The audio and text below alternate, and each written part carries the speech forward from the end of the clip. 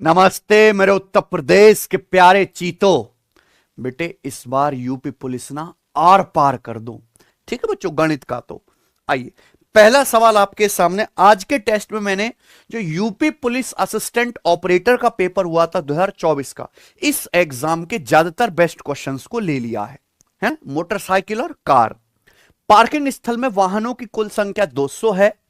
जब सभी वाहनों के पहियों की संख्या गिनी जाती है तो कुल पहिया लोग कितना है? 580। पूछा पार्किंग स्थल में चार पहिया वाहनों की कुल संख्या बताइए। तो चार पहिया वाहनों की कुल संख्या ज्ञात कीजिए। रीजनिंग में भी सवाल बनता है। इस सवाल की डायरेक्ट ट्रिक है कि चौपहिया वाहनों की संख्या अगर पूछी जाएगी दोपहिया चौपहिया में, चौपहिया की डायरेक्ट आप निकाल सकते हो संख्या L/2 - H। याद कर लीजिए ट्रिक, है ना। कुल कितने यहां पे जो है पहिया है? 580। 580 बटे 2, 290। कुल कितने हेड्स हैं मेरे भाई? कुल कितने वाहन है? 200। 290 माइनस 200 यानी कि 90 आ गए सवाल का आंसर। इससे स्मार्ट सॉल्यूशन इस सवाल का नहीं होता, बी ऑप्शन। कुछ भी करने की जरूरत नहीं है, ठीक है बच्चे। समान दूरियों को क्रम से u kilometre per hour, v kilometre per hour और w किलोमीटर पर आवर की चाल से तय किया जाता है।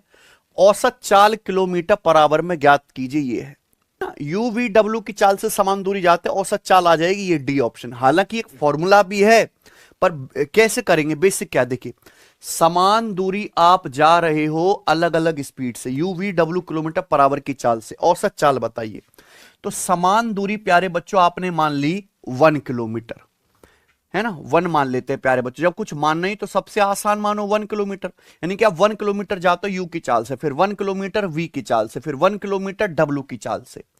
तो कुल चाल, कुल दूरी की आप कितनी गए? 1+1+1 3 किलोमीटर आप दूरी गए भाई। कुल डिस्टेंस आप कितनी गए मेरे भाई? 1+1+1। अब 1 किलोमीटर जाओगे यू की स्पीड से, ये आगे कुल दूरी। औसत चाल क्या होता है? कुल दूरी बटे कुल समय। 1 किलोमीटर जाओगे यू की स्पीड से, कितना टाइम लगेगा? 1/u। 1 किलोमीटर जाओगे वी की स्पीड से, कितना टाइम लगेगा? 1/v। 1 किलोमीटर जाओगे डब्ल्यू किलोमीटर पर आवर की चाल से, कितना टाइम लगेगा? 1/w। ठीक है, तो यानी कि टोटल डिस्टेंस हो गया 3 और ये आ गया आपका टाइम। ठीक है बच्चों, कितना आसान सा। एक वर्गाकार मैदान का क्षेत्रफल 24,200 वर्ग मीटर है। एक व्यक्ति को 4.4 किलोमीटर प्रति घंटा की गति से विकर्ण रूप से मैदान को पार करने में कितना समय लगेगा? बहुत अच्छा सवाल है। देखिए ये एक वर्गाकार मैदान होता है जिसकी चारों भुजाएं बराबर होती हैं। अब एक आदमी, इसका एरिया दिया है इस वर्गाकार मैदान का, एक आदमी इसको ऐसे विकर्ण के रूप से ऐसे डायगनली पार करना चाहता है प्यारे बच्चों, है ना। यहां से यहां पार करना चाहता है ऐसे चल के, तो कितना समय लगेगा? टाइम बराबर डिस्टेंस बटे स्पीड। यानी कि आपको इस वर्गाकार मैदान का क्या निकालना पड़ेगा? डायगनल, विकर्ण निकालना पड़ेगा ना। डायरेक्ट कॉन्सेप्ट आपको बताता हूं, ध्यान याद कर लीजिए। अगर किसी वर्ग का विकर्ण डी है, उसका डायगनल डी है, तो वर्ग का क्षेत्रफल डायरेक्ट होता है d² बटे 2। वर्ग का क्षेत्रफल क्या होता है? भुजा का वर्ग। लेकिन अगर विकर्ण पता है तो सीधा क्या निकालते हैं? एरिया d²बटे 2। डायगोनल कितना है वर्गाकार मैदान का? एरिया कितना है? 24,200। तो 24,200 आ गया प्यारे बच्चों। यहां पे गुणा करेंगे प्यारे बच्चों 2 से, तो कितना आ जाएगा? डायगोनल का स्क्वायर आ जाएगा ये 48,400। ठीक है बच्चों, और अंडरूट लेंगे। 484 का अंडरूट क्या होता है? 22। यानी कि डायगोनल आ गया 220 मीटर। केवल विकर्ण पूछा होता ये आंसर आ जाता, लेकिन पूछा है कितना टाइम लगेगा विकर्ण से पार करने में। टाइम बराबर डिस्टेंस बटे स्पीड। डिस्टेंस है 220 मीटर बटे स्पीड है 4.4 किलोमीटर पर आवर। ये किलोमीटर पर आवर को मीटर पर सेकंड में बदलने के लिए 5/18 से गुणा कर देंगे, तो आंसर सीधा सेकंड में आएगा, क्योंकि डिस्टेंस मीटर में है, स्पीड मीटर पर सेकंड में बदल ली। अब बताइए 4.4 का 5 गुना 22, 22 से 220 10 बार चला जाएगा। 18 ऊपर 18 दुसा में 180 सेकंड लगेगा भाई। 180 सेकंड आंसर है। मिनट में कितना हो गया? 3 मिनट। 1 मिनट 60 सेकंड होता है, तो 3 मिनट 180 सेकंड। स्टेट एग्जाम का बताइए चौथा सवाल। महिला श्रमिक की प्रति घंटे मजदूरी में 12.5% की वृद्धि हुई, जबकि साप्ताहिक कामकाजी घंटों में 8% की कमी हुई। यदि उसे पहले 50 घंटे के लिए प्रति सप्ताह 1,200 रुपए मिलते हैं तो साप्ताहिक वेतन में प्रतिशत परिवर्तन ज्ञात कीजिए। देखिए प्रतिशत परिवर्तन पूछा है तो इस लाइन से कोई लेना देना नहीं है। आप बताओ, एक महिला बेचारी मजदूरी कर रही है, कितने दुख की बात है। पर घंटे उसकी मजदूरी बढ़ गई 12.5%। पर घंटे उसकी मजदूरी 12.5% बढ़ गई। लेकिन हफ्ते में, एक सप्ताह में वो जितने घंटे काम करती है, घंटों की संख्या में 8% कमी आ गई। तो पूछा उसका साप्ताहिक वेतन में कितना प्रतिशत परिवर्तन आएगा, वीकली वेजेस में कितना परसेंट चेंज आएगा। अब बताओ, एक महिला की वीकली कमाई कैसे निकालेंगे? पर घंटे की कमाई गुणा एक हफ्ते में कितने घंटे काम करती है, ऐसी तो निकालेंगे। एक हफ्ते में कोई महिला मान ले 40 घंटे काम कर रही है, हर घंटे 50 रुपया कमा रही है, तो कितना कमाएगी? 40 घंटा गुणा 50, है कि नहीं बच्चे? तो यहां साप्ताहिक वेतन में कितना प्रतिशत परिवर्तन होगा? पर घंटे की मजदूरी 12.5% बढ़ गई और घंटों में 8% की कमी आ गई, तो साप्ताहिक वेतन में कितना प्रतिशत परिवर्तन होगा? इन दोनों का सक्सेसिव, सीधा सक्सेसिव निकालना है। ठीक है बच्चों, तो कॉन्सेप्ट सीख लीजिए। बहुत बढ़िया सवाल लिए प्यारे बच्चों आज के टेस्ट में। 12.5 माइनस 8, कमी हुई है ना इसलिए माइनस लेंगे, माइनस 12.5 गुणा 8/100%। 12.5 में से 8 घटाएंगे, कितना आ गया? 4.5। 12.5 गुणा 8 100 ही होता है, 100 से 100 कट गया। 4.5 में से एक और कम करेंगे, यानी कि 3.5% पॉजिटिव आया है, तो वीकली जो इनकम है 3.5% बढ़ जाएगी वीकली। ठीक बच्चों, मार्क प्राइस कॉस्ट प्राइस से कितने परसेंट अधिक होना चाहिए कि अगर आप 10% डिस्काउंट दे तो भी आपको 17% का क्या हो जाए? प्रॉफिट हो जाए। भाई दुनिया के किसी भी सवाल में अगर प्रॉफिट परसेंटेज और डिस्काउंट परसेंटेज दिया है तो सीपी से एमपी का रेशियो डायरेक्ट आता है 100 minus D upon 100 plus P. Discount है 10%, तो 100 माइनस 10 90। प्रॉफिट है 17%, तो 100 प्लस 17 117। ठीक बच्चों, ये किससे चला गया? 9 से चला गया 10 बार, और 9 से 117 13 बार। यानी कि अगर कॉस्ट प्राइस 10 है तो मार्क प्राइस कितना है? 13। तो मार्क प्राइस कॉस्ट प्राइस से कितना ज्यादा है? 3 ज्यादा है, 3/10। 3/10 का मतलब 30%। तो वस्तु का अंकित मूल्य उसके क्रिय मूल्य से 30% अधिक होना चाहिए, है ना? 10 से 13 30% अधिक है। ठीक है भाई, सवाल नंबर 6। एक वस्तु 12,000 रुपए में अंकित की गई, यदि 15% की छूट दी जाती तो 2% का लाभ होता। लागत मूल्य क्या था? 15% डिस्काउंट देते हैं अगर वस्तु के मार्क प्राइस पे तो हमें 2% का लाभ होता है। लागत मूल्य क्या था? किसी भी सवाल में डिस्काउंट परसेंटेज और प्रॉफिट परसेंटेज बच्चों अगर दिया हुआ है तो ऐसे हर एक सवाल में सीपी से एमपी का रेशियो डायरेक्ट निकल आता है। क्या कॉन्सेप्ट है? 100 minus D upon 100 plus P. Value रख दो। डिस्काउंट की जगह 15, 100 माइनस 15 85। प्रॉफिट है 2%, 100 प्लस 2 102। ये कट गया आपका 17 से, 17 पंजे 85, 17 छिक्का 102। जब सीपीएमपी का रेशियो आ गया तो सवाल खत्म, क्योंकि सवाल में वस्तु को आपको बता रखा है कि 12,000 रुपए अंकित की गई, मार्क प्राइस 12,000 रुपए दे रखा है। 6 की वैल्यू 12,000 रुपए, 2,000 गुना, तो 5 की वैल्यू भी 2,000 गुना, वस्तु का लागत मूल्य आ जाएगा प्यारे बच्चों 10,000 रुपए। और यही सवाल का आंसर यहां पे ऑप्शन नंबर ए करेक्ट है। ठीक है ना भाई, कॉन्सेप्ट पता होना चाहिए। 7वां सवाल। एक प्रबंधन प्रवेश परीक्षा में एक छात्र को प्रत्येक सही उत्तर के लिए 2 अंक मिलते हैं और प्रत्येक गलत उत्तर के लिए 0.5 अंक का नुकसान होता है, यानी कि 0.5 नंबर काट लेंगे अगर एक सवाल गलत हुआ। एक छात्र सभी 100 प्रश्नों का प्रयास करता है और 120 अंक प्राप्त करता है। एक बालक ने सभी 100 सवाल अटेम्प्ट करे, वाकई नंबर आए 120, तो उसके द्वारा सही उत्तर दिए गए प्रश्नों की संख्या कितनी है? उसने कितने सवालों का सही जवाब दिया है? वैसे तो इस सवाल को बच्चे एक्स वाई मान के करते हैं, पर बहुत बेहतरीन ट्रिक है इस सवाल की। एक बार बताओ, एक एग्जाम दिया, एक एंट्रेंस टेस्ट दिया एक बालक ने, अगर आप उस सवाल का सही आंसर दोगे, एक सवाल का सही आंसर देंगे तो आपको 2 नंबर मिलेंगे। लेकिन अगर आपने वो गलत कर दिया तो 2 नंबर मिलना तो छोड़ो, आपके उल्टे 0.5 नंबर कट जाएंगे। एक बालक के सभी 100 सवाल का जवाब दिया है। ठीक बच्चों, 100 सवाल उसने अटेम्प्ट किए, वाकई नंबर कितना है? 120 नंबर आए। पूछा कितने सही करें? चलो ये मान लेते हैं कि माने वो उसने 100 के 100 सवाल ठीक करे। अगर वो 100 के 100 सवाल ठीक करता तो कितने नंबर आते? भाई एक सवाल सही करने पर 2 नंबर मिलते हैं। अगर 100 के 100 सवाल ठीक करता तो उसके नंबर आते 200। 200 नंबर आने चाहिए थे, लेकिन उसके नंबर आए हैं केवल 120, यानी कि उसके 80 नंबर कम आए। 80 नंबर कम आए उस बालक के। ऐसा क्यों हुआ? क्योंकि उसके सारे 100 सवाल ठीक नहीं है। उसके सारे 100 सवाल ठीक नहीं, उसके कुछ सवाल क्या है? गलत है। एक सवाल गलत होने पर मेरे प्यारे भाई 2 नंबर मिलने की बजाय आधा नंबर कट जाता है। एक सवाल गलत होने पर जो 2 नंबर मिलने थे वो तो गए, आधा नंबर और उल्टा कट गया। यानी कि एक सवाल गलत होने की वजह से आपको 2.5 नंबर का नुकसान होता है। एक सवाल गलत होने पे आपके 2.5 नंबर कम हो जाते हैं। तो अगर आपके 80 नंबर कम आए हैं, इसका मतलब आपने कितने सवाल गलत करे हैं? 80 को 2.5 से डिवाइड कर देंगे प्यारे बच्चों, ठीक है ना। ये आ जाएगा आपका 32। तो 32 क्वेश्चंस का आंसर आपने रॉन्ग करा है। तो फिर आपने सही कितने किए हैं? 100 में से 32 गलत है, तो 100 में से 32 घटे, बाकी 68 आपने सही किए, तो आंसर डी है। ये तरीका है बिना एक्स वाई माने करने का। आइए, गोले की त्रिज्या आर नापते हैं सेंटीमीटर में।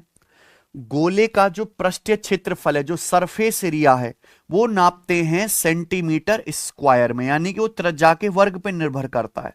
गोलों का जो आयतन है वो नापते हैं सेंटीमीटर क्यूब में, तो गोलों का आयतन त्रिज्या की पावर 3 पे निर्भर करता है। तो अगर यहां पे ध्यान से सुनेगा, दो गोलों के पृष्ठीय क्षेत्रफल यानी कि टोटल सरफेस एरिया का रेशियो 9:16 है। सरफेस एरिया नापते हैं सेंटीमीटर स्क्वायर में, तो दोनों गोलों की त्रिज्या का रेशियो क्या आएगा? इसका अंडर रूट 9 का अंडर रूट 3, 16 का अंडर रूट 4। ठीक बच्चों, और दोनों गोलों के आयतन का रेशियो क्या आएगा? तो ये रेडियस के रेशियो का क्यूब होगा। वॉल्यूम का जो रेशियो आएगा वो रेडियस के रेशियो का क्यूब होगा, यानी कि 27:64। ए ऑप्शन आंसर है। ठीक है भाई, चलिए ये बताओ करो। एक व्यापारी ने अपने माल का विक्रय मूल्य लागत मूल्य से 35% अधिक निर्धारित किया। एक व्यापारी ने अपने सामान का जो सेलिंग प्राइस है वो लागत मूल्य से 35% अधिक फिक्स किया, यानी कि 35% क्या? Markup percentage. भाई कोई आदमी क्या फिक्स करता है? मार्क प्राइस फिक्स करता है ना। एक आदमी चाहता है कि यार ये मेरा सामान लागत मूल्य से 35% ऊपर बिके, तो एमआरपी जो फिक्स करेगा कॉस्ट प्राइस से 35% ज्यादा रखेगा। आधा स्टॉक इस कीमत पर बेचता है, अपने स्टॉक का 1/4 हिस्सा मूल बिक्री मूल्य पर 20% छूट पर बेचता है, बाकी स्टॉक मूल बिक्री मूल्य पर 35% छूट पर बेचता है। कुल मिलाकर लाभ प्रतिशत ज्ञात कीजिए। प्रॉफिट परसेंटेज क्या होता है? मार्कअप परसेंटेज और डिस्काउंट परसेंटेज का सक्सेसिव ही प्रॉफिट परसेंटेज होता है। आपको मार्कअप परसेंटेज पता है 35%। अगर आप ये पता लगा लो कि आपने सारे सामान पे मिलाकर कुल कितने परसेंट डिस्काउंट दिया, क्वेश्चन सॉल्व है ना। देखो प्यारे बच्चों, ये है आधा स्टॉक, आधा का मतलब 1/2, और ये है कितना? 1/4, यानी कि 1/4। तो बटे 2 भी करना है, बटे 4 भी करना है। तो मैंने मान लिया कि 2 और 4 का एलसीएम, आपके पास टोटल 4 रुपए का स्टॉक है, तो 4 का आधा कितना है? 2। 4 का आधा 2 है। ये आपने बेचा प्यारे दोस्तों अंकित मूल्य पर, है ना। वह इसी कीमत पर बेचा, जो सेलिंग प्राइस फिक्स किया है उसी कीमत पर बेचा है आधा स्टॉक, यानी कि इस आधे स्टॉक पे कोई डिस्काउंट नहीं दिया। डिस्काउंट कितना दिया? 0%। अगर आप अंकित मूल्य पर ही बेच रहे हो, जो सेलिंग प्राइस फिक्स है उसी पे बेच रहे हो, तो डिस्काउंट कितना दिया? 0%। स्टॉक 4 का है, 4 का 1/4 कितना होता है? 1। यह आपने बेचा है 20% छूट पर। फिर बचा कितना? 4 में से 2 और 1 3 का बिक गया, बचा 1। 1 का स्टॉक आपने बेचा 35% छूट पर। तो मुझे बताओ कुल मिला के आपने कितने परसेंट का डिस्काउंट दिया और आपने छूट कितने परसेंट की दी है? तो डेटा बहुत आसान है ना बाल को, कैसे आ जाएगा? वेटेड एवरेज से आप बताओ यहां कितना छूट है? 2 का 0% 0। यहां कितना छूट है? 1 का 20% 20। यहां कितना? 1 का 35% 35। तो 20 + 35 55% की छूट है, कितने के सामान पर? 2 और 1 3 1 4 के सामान, 55/4 ही आ गया। ठीक बच्चों, आंसर यहां लगभग में ही और काफी दूर दूर भी है ना। तो अप्रोक्स निकाल लेते हैं कि आपने 55/4 यानी कि लगभग 14%। कितना डिस्काउंट दिया अप्रोक्स? 14%। 14 चौका 56, ये 55 है। लगभग आपने 14% डिस्काउंट दिया। मार्कअप कितना किया है? 35%। तो कुल मिला के लाभ प्रतिशत क्या हुआ? 35 और -14 का सक्सेस, क्योंकि डिस्काउंट नेगेटिव होता है। 35 -14 -35 गुणा 14/100। ये बढ़िया सवाल है प्यारे बच्चों, जबरदस्त। कुछ क्वेश्चन बहुत अच्छे डाले हमने। 35 - 14 21, और ये 35 गुणा 14 420/100, यानी कि 4.2 है भाई। नहीं, ये आ जाएगा 420, 449 आएगा ना, 449/100, 4.9। तो 21 माइनस 4.9 कितना आ जाएगा प्यारे बच्चों, लगभग 16% के करीब, है ना। 21 माइनस 5 अप्रोक्स 16% के करीब। कौन सा ऑप्शन है, ये आंसर है कि नहीं भाई। तो ये बढ़िया सवाल, और इसी तरीके से आपको करना है कि पहला आप कुल डिस्काउंट निकालो, फिर सक्सेसिव का फॉर्मूला लगा लीजिए। बताइए, वह न्यूनतम संख्या ज्ञात कीजिए जिसे 6, 7, 8, 9, 10 से विभाजित करने पर क्रमशः 4, 5, 6, 7 और 8 शेषफल प्राप्त होता हो। इस तरह का कोई भी सवाल आएगा, डायरेक्टली संख्या पूछिए, 100% ऑप्शन से होगा सवाल। बताओ, आसान सा नंबर पकड़िए भाई, वो संख्या बताने जिसको 10 से भाग करने पर शेषफल क्या आता हो। 10 से भाग करने पर 8 आता हो, यानी कि यहां तो 2 आएगा, 10 से भाग करने पर 8 शेषफल इसी ऑप्शन में आएगा। इसको 10 से भाग करोगे, एंड में 8 है, 8 शेषफल बच जाएगा, आंसर है ना। 9 से भाग करने पर शेषफल क्या आना चाहिए, 7, यानी कि 9 से भाग करने पर शेषफल 7 है, उस संख्या का डिजिटल सम क्या होगा, 7 होगा डिजिटल सम। डिजिटल सम निकाल लो आप, देखिए 8 1 9 2 5 7, 7 डिजिटल सम है ना, यही आंसर है। आइए सवाल नंबर 11, 22,500 रुपए की राशि पर 2 साल में चक्रवृद्धि ब्याज की कुछ दर पर 5724 रुपए का ब्याज प्राप्त हुआ, जो एनुअली कंपाउंड होता है। उस राशि पर 4 वर्ष तक समान दर से सिंपल इंटरेस्ट कितना होगा। समझे, बहुत बढ़िया सवाल है। आपसे क्या पूछा, 4 साल का सिंपल इंटरेस्ट। देखो ध्यान से सुनिए, पहली लाइन को अच्छे से पढ़ेंगे तो आपको प्रिंसिपल दिया है 22,500 रुपए। 22,500 रुपए पर 2 साल का कंपाउंड इंटरेस्ट है 5724 रुपए, जो एनुअली कंपाउंड होता है। उसी राशि पर यानी कि 22,500 पर ही 4 साल का सेम रेट से सिंपल इंटरेस्ट क्या होगा। तो आप प्रिंसिपल गुणा रेट परसेंट गुणा टाइम। प्रिंसिपल 22,500 है, 22,500 क्या है, 9 का मल्टीपल, 225 में क्या आता है 9, तो आंसर भी 9 से कटने वाला आएगा। 9 से कटता है, ये नहीं कटता, ये नहीं कटता, ये नहीं कटता। आंसर क्या होना चाहिए है बच्चों। सॉल्व करना चाहते हैं तो बहुत बढ़िया सवाल है, और आप देखो असिस्टेंट ऑपरेटर का आया हुआ है, सभी इसी एग्जाम के सवाल हैं आज। देखिए आप बताओ प्रिंसिपल कितना है सचिन, 22,500 रुपए। 22,500 रुपए पर ब्याज एनुअली कंपाउंड होता है। आपको 2 साल में कंपाउंड इंटरेस्ट कितना मिला, 2 साल में कंपाउंड इंटरेस्ट मिला 22,500 पर 5724, परसेंटेज में कितना ब्याज मिला गुणा। तो आप ये पता कर लो कि 2 साल में आपको कंपाउंड इंटरेस्ट जो मिला है वो प्रिंसिपल का कितना परसेंट है ना। तरीके और भी है, पर मैं आपको ये बताता हूं। ये कट गया बच्चे, है ना, 7 2 9 5 4 9, 9 से कट जाएगा है भैया, 9 छिक्का 3 2, 9 3 27 और 5 9 छिक्का 54, 9 से 225, 25 बार। तो 636 को अगर आप 25 से डिवाइड करेंगे तो कितना आएगा, 50, 25 पंजे 125, 10 11 25 चौका 100, 25 चौका 100 है ना, 25.44%। आप बताओ अगर 2 साल में आपको 25.44% ब्याज मिला है सचिन, तो ब्याज की दर क्या होगी, 2 बार सक्सेसिव करने पर आएगा। 10 का 2 बार सक्सेसिव क्या होता है 21, 21 से ज्यादा होगा भाई। 11% का 2 बार सक्सेसिव नहीं आएगा, ये 12 ब्याज की दर होगी 12% पर एनम। देखते ही पता लगना चाहिए 12 का 2 बार सक्सेसिव क्या होगा, 12 + 12 24 + 12 गुणा 12 144/100, 1.44। तो ब्याज की दर क्या आ गई 12% पर एनम। आपको निकालना है उसी प्रिंसिपल पे 4 साल का सिंपल इंटरेस्ट। प्रिंसिपल है 22,500, 1 साल में कितना ब्याज मिलेगा 12%, तो 4 साल में कितना सिंपल इंटरेस्ट मिल जाएगा फिर, तो 22,500 का 48%। ठीक बच्चों, और आप देख पा रहे हैं कि जो भी आंसर है 9 का मल्टीपल तो है ही पहला ऑप्शन, है ना।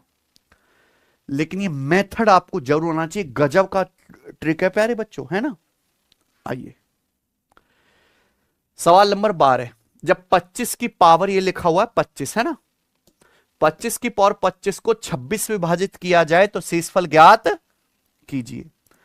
25 की पावर 25 को 26 से भाग करने पर रिमाइंडर क्या आएगा, बताओ प्यारे बच्चों फटाफट। अब आप देखो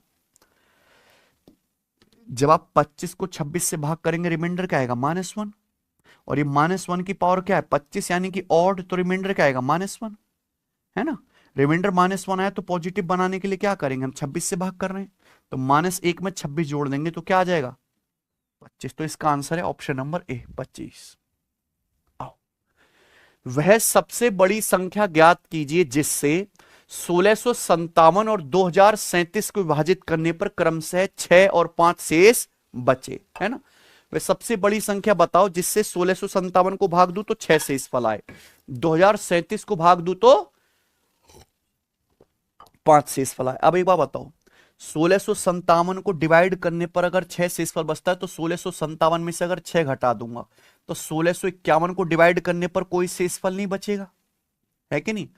अगर 2037 को डिवाइड करने पर 5 शेषफल बचता है तो 2037 में से अगर 5 घटा दूं तो 2032 को डिवाइड करने पर कोई शेषफल नहीं बचना चाहिए। तो मुझे वह सबसे बड़ी संख्या बतानी है जो इन दोनों को डिवाइड करने पर कोई शेषफल ना दे, यानी कि इन दोनों संख्याओं को कंप्लीटली डिवाइड करे, सबसे बड़ी। यानी कि मुझे क्या निकालना है, इनका एचसीएफ निकालना, और ये हो जाएगा मेरा आंसर। अरे कभी 2 से कट सकता है, नहीं।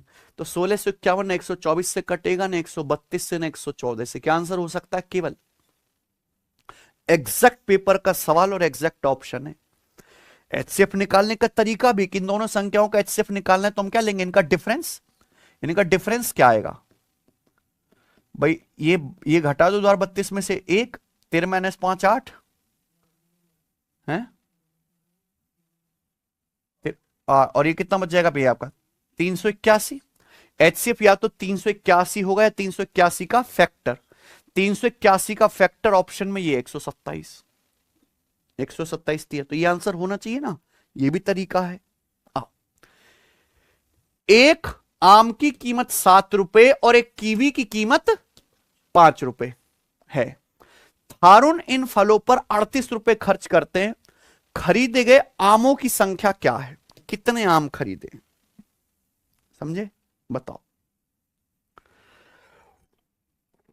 बढ़िया सवाल है ये, कुछ भी नहीं दिया इसमें। एक आम की कीमत 7 रुपए है और एक कीवी की कीमत है 5 रुपए, टोटल 38 रुपए थारुण ने खर्च किए, तो आम कितने खरीदे हैं सचिन। मान लो एक आम उसने खरीदे हैं x और उसने कीवी खरीदे हैं, एक आम की कीमत 7 रुपए, तो x आम की कीमत क्या होगी, कीवी खरीदे हैं उसने y, एक कीवी कीमत 5 है तो y की कीवी कितने कहेंगे 5y के, और टोटल कितना पैसा खर्च किया 38। ठीक बच्चों, तो यहां एक इक्वेशन है, वेरिएबल दो में सॉल्व कैसे होगा। इसी वैल्यू यहां पे क्या पूछा है, आमों की संख्या x का मान पूछा है ना, x की वैल्यू ऐसी होनी चाहिए जो इस इक्वेशन को संतुष्ट करे, x और y की वैल्यू, लेकिन पूर्णांक रहे। क्या रहे, x का मान निकालना है, सवाल में x की वैल्यू दी है। अगर मैं यहां से y की वैल्यू निकालूंगा सचिन, तो y बराबर क्या आएगा 38 - 7x बटे 5। तो बेस्ट तरीका ऑप्शन से, दिमाग नहीं लगाना पड़ेगा। मान लो अगर आपने एक आम खरीदा, x की वैल्यू कितनी है 1, x की जगह 1 रखोगे तो 38 - 7 32 बटे 5 6.4 है, सॉरी 38 - 7 31 बटे 5, 31 बटे 5 आएगा 6.2। क्या आप 6.2 कीवी खरीद सकते हो, नहीं। तो ये वाला आंसर 2 लेते हो तो 38 - 7 दूनी 14, 38 - 24 बटे 5, इतने कीवी नहीं खरीद सकते 24 बटे 5, ये भी आंसर नहीं है। 4 लेते हो तो 38 - 28 10 बटे 5, यानी कि आ गया ना इंटीजर, ये सेटिस्फाई कर रहा है। अगर आप x का मान 4 लेते हो तो 7 चौक 28, 38 - 28 10 बटे 5 2, तो कीवी 2 आ रहे हैं, आम 4 खरीद लो, कीवी सेटिस्फाई हो गया। तो ये है प्यारे बच्चों तरीका, ये स्पेशल सवाल है। आइए, कुछ धनराशि P को 21 दिनों के लिए या Q को 28 दिनों के लिए भुगतान के लिए पर्याप्त है। P और Q दोनों को भुगतान करना कितने दिन के लिए पर्याप्त होगा, यूपी पुलिस असिस्टेंट ऑपरेटर का सवाल है। कुछ पैसा है, उस पैसे में P से आप 21 दिन काम करा सकते हो और उसी पैसे से आप Q से काम कराओगे तो 28 दिन काम करा सकते हो। दोनों को अगर पेमेंट करना है, यानी कि दोनों से काम करवाना है, तो कितने दिन के लिए ये पैसा चल जाएगा भाई, जितने दिन में दोनों मिलकर काम कर देंगे। P और Q मिलकर काम कितने दिन में करेंगे, P 21 दिन में करता है, Q 28 दिन में, दोनों मिलकर कितने दिन में करेंगे, x गुणा वाई बटे एक्स प्लस वाई, 21 गुणा 28 बटे 21 प्लस 28 यानी कि 49, कितना आएगा 7×21 7×7 49 और 7×4 यानी कि 12 दिन। तो बढ़िया सवाल है ना, अच्छी लैंग्वेज लिखी हुई है और मैं आपको जबरदस्त